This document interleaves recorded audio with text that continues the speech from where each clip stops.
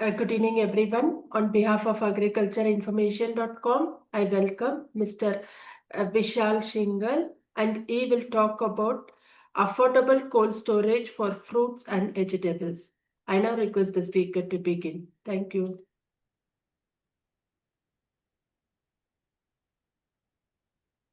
Yeah, hi everyone. My name is Vishal Singhal, and I'm with a startup company called Temperate Technologies. So we build low power and affordable cold storage solutions for fruits and vegetables. I'll share a presentation. If there are any questions, you can feel free to interrupt me during the call. And of course, we can take questions after the call as well. Please let me know if you can see my screen. Yes, sir, it's visible. You can proceed.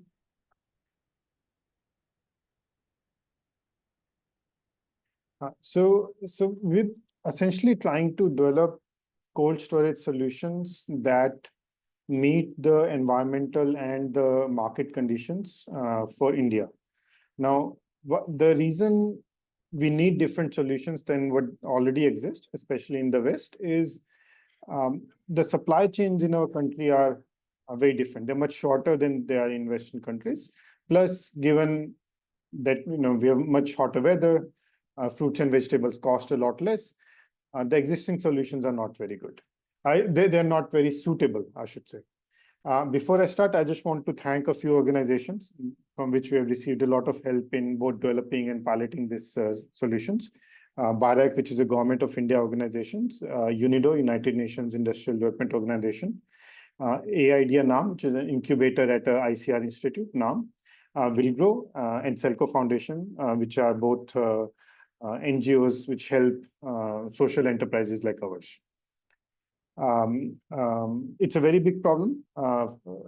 Losses due to lack of cold storage, essentially, or lack of decent way to store fruits and vegetables. There are various estimates, but they mostly converge around 1.5 lakh crore of annual losses. The reason, as I was saying earlier, the problem still exists even after so many years. Government has been trying to solve this for 30 years now. Is that the existing solution, which is refrigerated cold storage, just way too expensive. It is expensive to set up and expensive to run, as in it consumes way too much power. Lately, some people have developed solar power cold storages. Now, they work really well in the aspect that you're able to, you're not dependent upon a reliable grid supply. They have thermal batteries, sun shines almost every day. So you're able to generate enough energy and use it for 24 hours. But the problem there is it makes the cold storage even more expensive, especially in terms of the capital upfront expenditure. So it's suitable only for high value crops, not for vast majority of what we consume on a day-to-day basis. Now, a key insight that led to our work is that the supply chain in our country is very short, as I was saying earlier. And for short supply chain, the amount of cooling that is required is moderate. So, for example, in the first row here, I'm depicting spinach. At room temperature of 35 degrees Celsius, the shelf life is 1 day. If you're able to cool by just 10 degrees, to about 25 C, shelf life is more than 2 days. So it basically doubles, slightly more than doubles. If you again cool by 10 degrees, shelf life again doubles to about 5 degrees. Now you can imagine 5-day shelf life is good enough for most of the spinach in the country. More often than not, we get spinach within 24 hours or so after harvest. If you're buying from, like a supermarket, it can be slightly longer as well. But typically, buying roadside or getting it delivered, it'll typically be at our place within a day or so. So you can imagine, 5-day shelf life is already very good for most use cases. And spinach is a green leafy vegetable. They're the most perishable kinds of crops. For other vegetables like tomatoes, green peppers, and other carrots and cabbage, the shelf life is much higher, and that includes all other potatoes, all other vegetables. going into weeks in this temperature range. And that's all we basically need to do. We need to do some cooling, but we don't need to cool to what is called the technical temperature, which for spinach is 0 degrees Celsius. So we don't need to cool to these ideal temperatures. We need to provide some cooling with some humidity control, and we'll be able to solve the problem at a much lower cost and a lot more sustainably as well. And that is exactly what we're trying to do. So we've developed two solutions for this. I'll just go over both of them one by one. The first solution we developed in sort of in terms of chronological order was a device which could convert any room into a cold room. So we call it cold easy room. What it does is it maintains this very low temperature of 17 to 24 degrees Celsius. Again, when I say very low, it's as compared to the ambient. So ambient can be 45 degree as well. And what it does is, as we've seen just now, that it increases the shelf life by 2 to 4 times. The other thing it does is it maintains very high humidity of 90% plus typically. And this high humidity makes sure that there is very little weight loss from the crop, and it maintains the freshness. The crop looks very fresh, and it does not wilt, it does not shrink essentially. So those are sort of standard, those are the basics. You need that in any cold storage solution. Now, in addition to those, what it does is that this is actually a window mounted device. So it takes outside air and pushes it inside. And by doing that, we are able to maintain a positive pressure. What that means is that inside the room, the pressure is slightly more than outside. And so since we're converting any room into a cold room, we can install this in a masonry room, something which has like a wooden door as well. And it will convert that into a cold room. These rooms are typically not airtight. They're almost never airtight. So if we don't have this positive pressure system, air would come in from these small holes, especially, for example, in the windows or under the door. But because of this positive pressure system, air does not come in from those holes. If anything, some small amount of air will go out from the room only. Finally, we also have ventilation built into this. So we actually, as I was saying earlier, we take outside air, cool it, humidify it, bring it into the room. We also take some air from into the room and throw it outside. That air actually helps us cool the air coming in.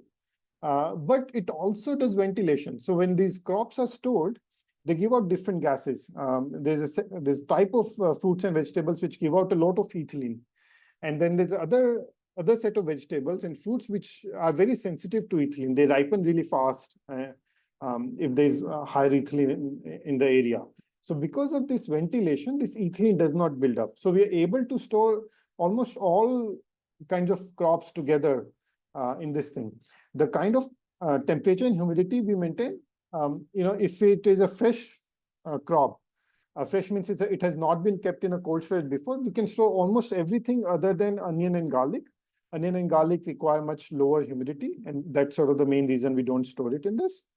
But if something has not gone through a traditional cold chain, we can store it and it will add value. Finally, a smaller point, number 5 there, is that typically if the way supply chain in our country is, even if something is stored in a cold room, it will end up seeing ambient temperature before it is consumed. So the cold chain is not end to end. And when that happens, there's some condensation on the crop that, water droplets will come on the crops. Same way, if you take out a bottle of cold water from the fridge, there'll be some condensation on the bottle.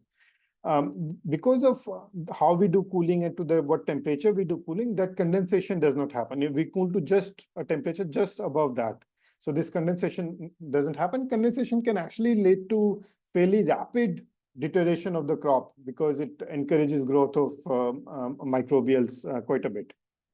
Now, a bit on how this works. So it's a new low power cooling technology that we have developed. We call it dew point cooling. It's a type of indirect evaporation in Mesosenko cycle, just some technical term on the name of the person who came up with the technology. The image on the left is how it basically looks. The main cooling element is this heat and mass exchanger, which you see here. And then there's a pad to increase the humidity if we need to.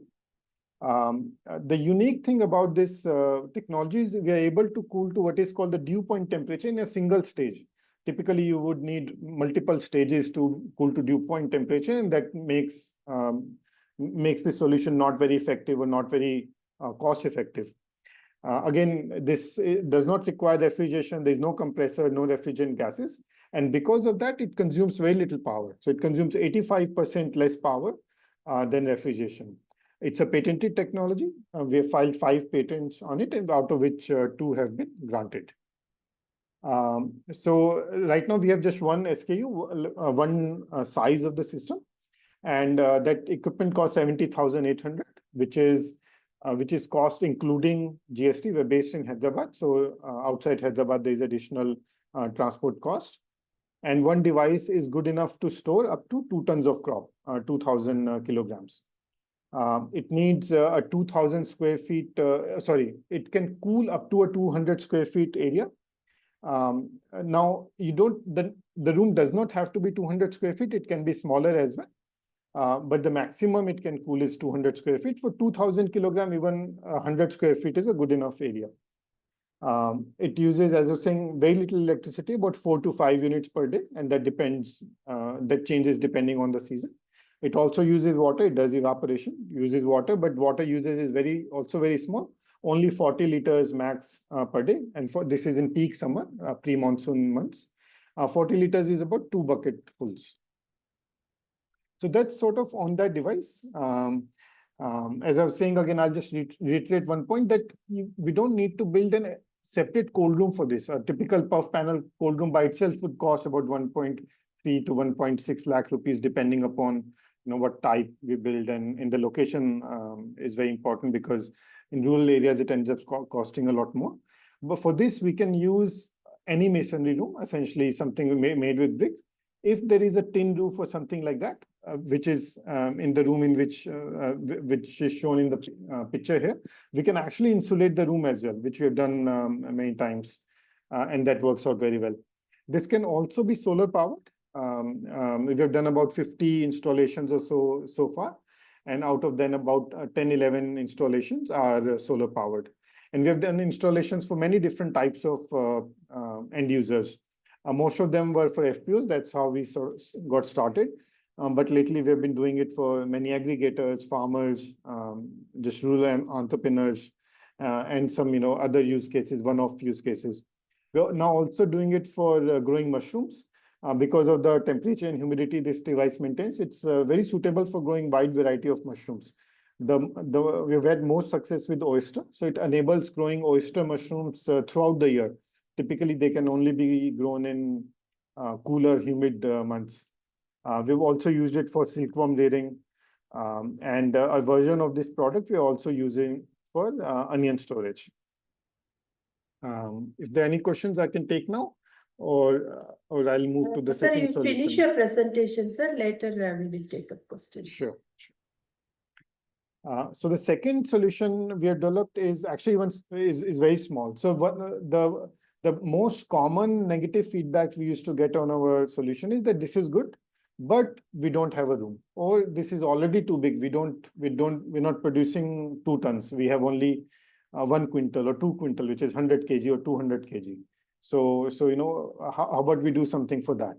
So we came up with this solution where we essentially we have what is called a cooled storage, a micro storage, which we're cooling.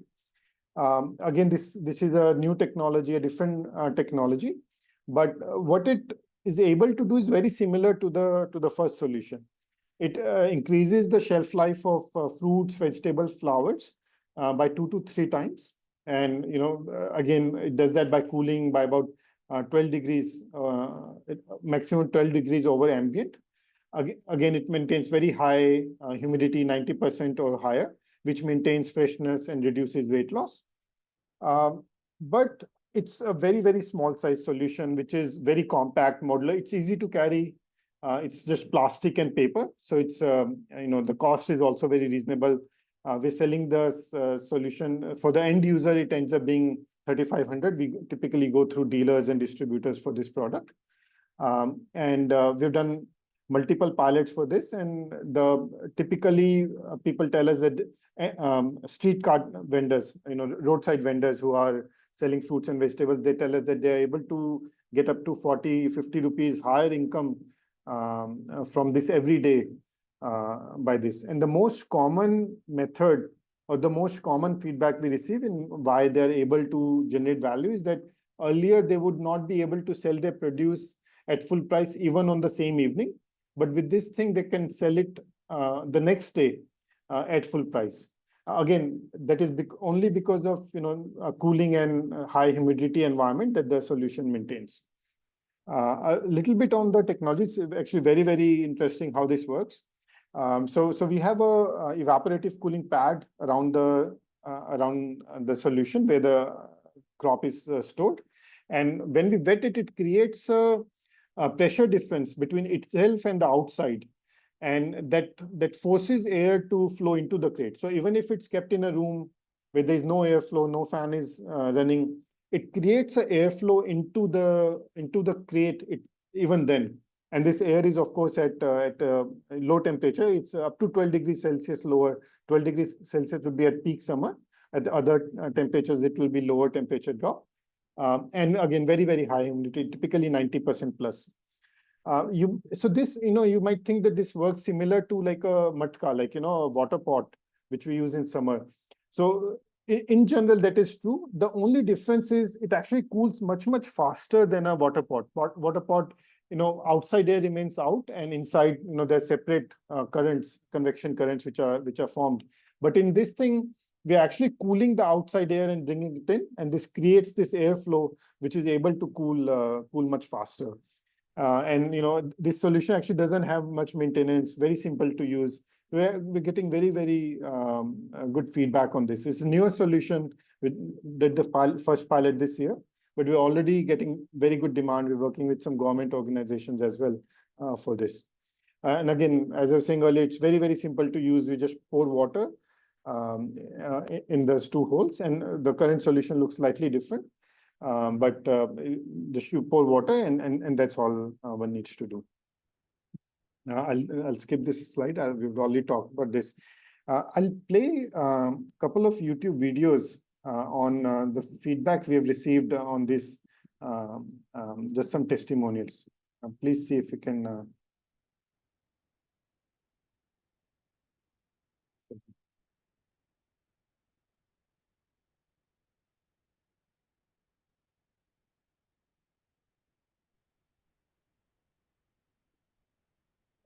Sir, we are not able to hear the audio. If possible, you can tell us what he is telling. Sure. So this is the first pilot we ran. So we worked with an NGO in Hyderabad called Safa. They worked with 41 street vendors, mostly selling fruits, vegetables, and flowers. So this guy is saying that he used to incur 40 to 50 rupees of loss every day because of just wastage, what he used to throw away. But now those things which are very perishable, like coriander leaves here, you see here, he's keeping in this, and now he doesn't have to bear that loss. So I'll just mute it, and I'll talk over it. So that's basically the guy's a bit nervous. He repeats the same thing twice. But then this is very interesting. So this woman is storing rose, which is again very, very perishable. But so she's used exactly those words that, we're in the evening, I would not be able to sell them at the same price. But now even the next day, I can sell it exactly at the same price. There's no wilting. They look fresh even the next day. And so this was with the end users, where the end users street cart vendors. Then we also actually ran another pilot with some householders in Latur in Maharashtra, and this video is for that. Let me see if I can do full screen here. So this is a slightly longer video, so I'll just do a voiceover. So she's mostly keeping vegetables in this, and what she's sort of describing exactly what you need to do. About every day, she's putting about 3 liters of water. You have to put it about 4 or 5 after every 4 or 5 hours. she was able to keep some things for 8 hours. We have been able to keep tomatoes for 10 days, 8 days. We've been able to keep tomatoes at 10 days. And this is very interesting. She's calling it a poor people's fridge, which we're very happy about. Another thing she mentioned here is that that it actually ends up working better than a fridge, because in the fridge, because you don't get regular power, vegetables develop a smell. But in this, there's no smell. It can and you can keep all different kinds of produce here. Yeah, so that's it. Just stop that.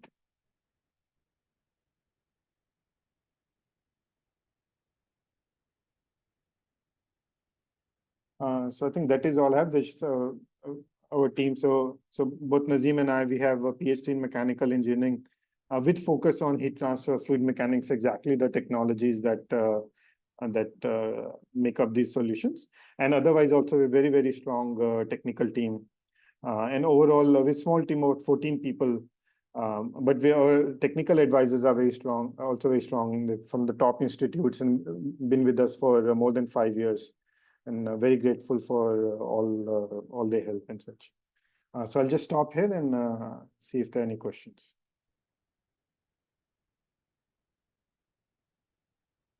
Thank you very much, sir, for a wonderful presentation. I will take up the questions now. The first question is, what is the minimum and maximum capacity of your cold storage unit? So for the the cold easy room, there's only one size. So that one device, if it is used alone, it can cool up to 2,000 kilograms and a room of about 200 square feet. But if you want to store more, two devices in one room can do up to 5,000 kilograms. That's because, how much heat is being lost from the room, because insulation is never perfect. So depending upon that. So we have done installations with up to 6 devices in one room. Many installations with 2 devices and 4 devices as well. So that's that's doable. And the small crate itself has a capacity of 20 to 25 kg, depending on what you're storing in it. Okay. How much energy per day does your solution consume, and how does this compare with the traditional cold rooms? So the device consumes 4 to 5 units per day, cold easy room. Traditional cold storage with the same capacity, but with the insulated cold room, not with a masonry room, would consume about 30 units while maintaining the same temperature. If you're maintaining a lower temperature, then of course you'll need more energy.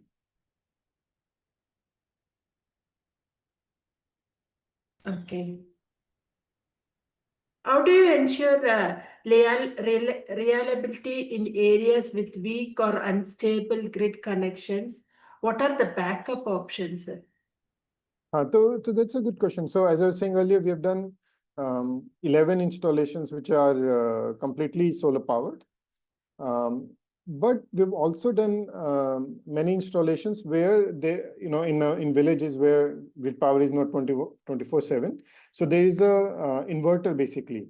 So inverter can actually be as simple as a single battery inverter, just a 200 Ah battery, 12 volt, can provide up to 4 hours of backup, which is typically, the power cut is typically not longer than that. So that has also worked very well, and that costs about 20,000 rupees, under 20,000 rupees or so. Another thing is, if, for example, you're in a place where we are only getting about half an hour of power cut at a time, you don't really need a backup as well. Once the cooling has been built in, there is some insulation, there is some thermal mass. So it's not that the produce temperature would rise very fast. So depending on the situation, you can make a choice there.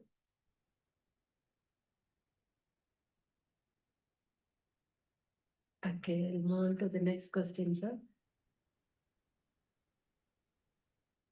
Sir, what is the upfront cost per kilogram or per ton of produce stored for a typical unit, and what are the expected operating costs? So we have only one size each of both the solutions. So for 2 tons, the cost is 70,800. That is cost of the unit, which includes GST, but does not include transport. Now, many times we do these installations, which are in rooms where rooms can be fairly old, or the walls are masonry, but the roof is tin. Then that requires some insulation.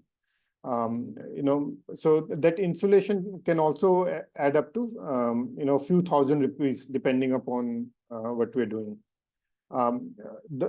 Again, the installation cost is also separate. Within Hyderabad, we actually provide free installation. But if our team has to travel outside Hyderabad, then we charge for essentially the transport cost, travel cost for the installation. So depending on these numbers, cost can be anywhere from 70,800 only, or can go up to 80,000 or so. Okay. What is the payback period for a farmer or a FPO investing in your technology? So that's very interesting question. I mean, that ends up. So the question is essentially, how does this help me? Right. I mean, okay. So there is some cooling, but how can I make money from that? So one use case which has worked very well for a farming or an aggregator is that instead of, so for example, what happens, you get some produce every day. If it's a FPO or an SHG, getting some produce every day from different farmers, and you're sending every day to the market. So there is some transport cost associated with it. Now, if instead, so that can be a part load, or you can be using a third party. But if instead you're able to store the produce with yourself and just transport it every other day, only that much. If it's transporting every day, you transport every other day. That can help you save quite a bit of money. So for some of our users, it helps them save 1,000 rupees every trip. So about 15,000 rupees every month. What one FPO did was, they were able to, because now they had some more time with the crop, they were not in a rush to send the crop out. So they were able to do some value addition, cleaning, sorting, grading, and packaging just in polythene bags. And then they were able to directly sell to Akshay Kalpa and Swiggy Instamart. So the different use cases that people have used it for, but broadly they will fall in this. Either you are able to do some value addition, or you are able to reduce some cost. It's not that because we have kept the crop in the cold storage, we are not going to get better prices for that. The price of produce does not change that fast. So we only have to see how we can reduce our cost, or how we can add more value to it. And that's what we can do. Okay. How does the system handle different types of produce with varying sensitivity, like fruits that need lower chill, vegetables more tolerant, and any risk of chilling injury? So the last point, that any risk of chilling injury, there's no risk of chilling injury. Chilling injury typically would not start till 15 degrees Celsius, if at all. So, we can set this temperature, for example, in our device, we can set the maximum temperature, and that way we can control. It has automated control, turn on, turn off, and things like that. Now, the second part of the question, or the first part, that some fruits require, or even vegetables require very low temperature. Now, if you're keeping it after harvest, directly after harvest, versus you're keeping it outside in just a shaded area, so in the cold room, shelf life would be better, 2 to 4 times or so, as we saw in that graph. But if, for example, you're buying, apples which have been imported or have come from a cold room, and then keeping this, then this does not add value. Then you're better off just selling it right away. Now, another point about keeping produce together, because we have ventilation built into the solution, which means that we are actually bringing in fresh air after cooling and humidifying it, and we are taking out some air from the room and pushing it out. Gases don't build up. carbon dioxide will be at ambient level, ethylene will be at ambient level. Some crops also give out volatile organic compounds, other VOCs, they will be at ambient level. So that's why you're able to keep all those vegetables together, vegetables and fruits together, even flowers, everything you can keep together in that room. The only thing is, if you're keeping things for longer, for example, potatoes, you can keep for, many weeks as well. But if you're keeping onions and garlic for longer, that is not recommended because of the high humidity. But otherwise, you can keep all crops together. Okay. Sir, for solar powered or hybrid versions, what is the cost premium or reliability compared to grid powered? Typically, solar would add about 1.2 lakh, which will include panels, batteries, controller, and some installation and accessories, and all of that. Solar does make it easier, right? I mean, solar, it can be on the farm, for example, just completely off grid. So solar does add value. Solar can also enable some subsidies, depending upon state government and such. It can also help you get some subsidies. But the power consumption is low enough that it won't pinch you in terms of a high electricity bill. So you don't have to get solar because the electricity bill will go up too much. So I hope I'm clear there. Sir, what are the challenges in maintenance, solar panel cleaning, battery backup, etc., especially in rural settings? So that can be maintaining solar is a bit of work. Panel cleaning, especially in summer months, does help. Of course, as soon as monsoon comes, that is not required. Summer is also the time when you need most power because that is hottest and the device would require more power as well. Although summertime production is also slightly higher. Now, batteries, of course, battery maintenance depends on the battery type. If it's a lead acid battery, then you'll have to get it serviced every year or so. If it's a lithium ion battery, then that has a much higher, or some other lithium battery, then much longer life before it requires service.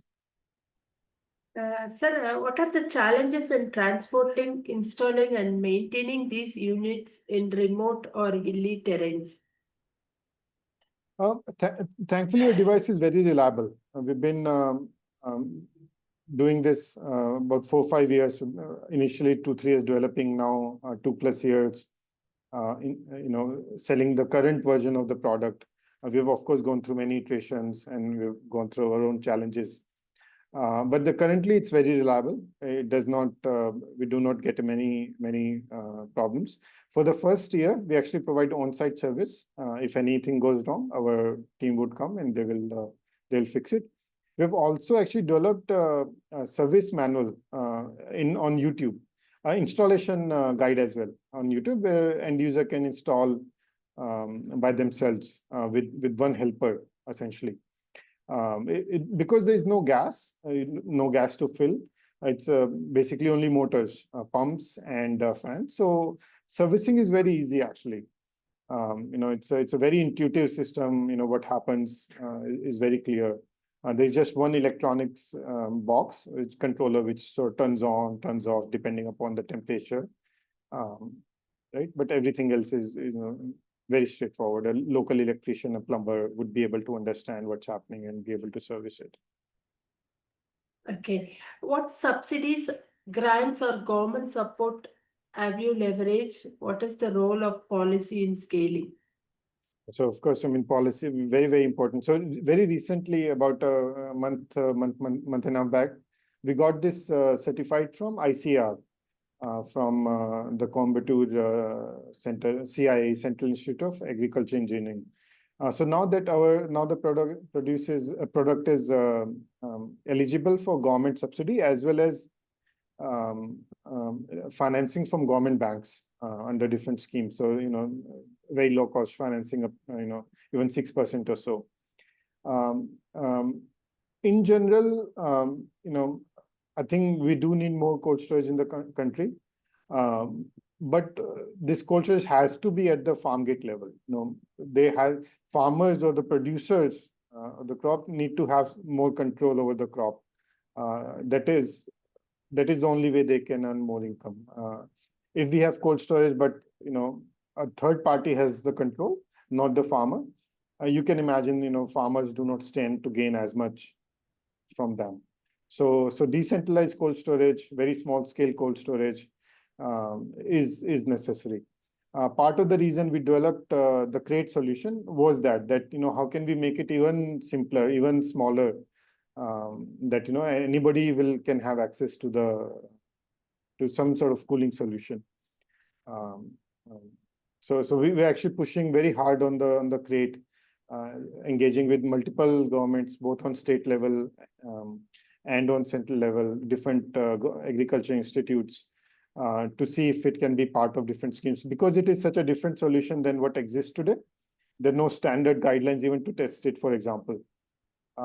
It does not come under many government schemes because they want things a certain way. The language in the subsidy scheme is a certain way. So we're working hard to make sure that it is covered under those schemes. Okay. How have we made the solution affordable for small older farmers? Are there leasing, renting, pay-per-use or service models? Yes, ma'am. So right now we are not large enough to be able to enable any of that. We're a fairly small organization. We actually had one installation where the end user was renting it out to others on a pay-per-use basis, and he was fairly successful. We tried this rental model as well once, and it didn't make sense for us too much. But we are happy to work with other organizations who think that can make it work. But right now, as I was saying, we are very small to be able to pull it off by ourselves. Okay. What are your plans for scaling across India or globally? Which states or regions are you focusing on next? Mostly focused on India. We are not, that already is a very big market. Not really looking to go outside India right now. Within India, so we're based in Hyderabad. So most of our work has been in Telangana and Andhra so far. But right now we are expanding in Karnataka, Maharashtra, and parts of Tamil Nadu. So, and that this is our focus geography. Okay. Thank you very much, sir. We have now completed the round of questions. On behalf of agricultureinformation.com, we like to thank Mr. Vishal Singhal for the talk and for answering the questions. This meeting will now be closed. Thank you very much for the You're most opportunity. welcome, sir. Thank you.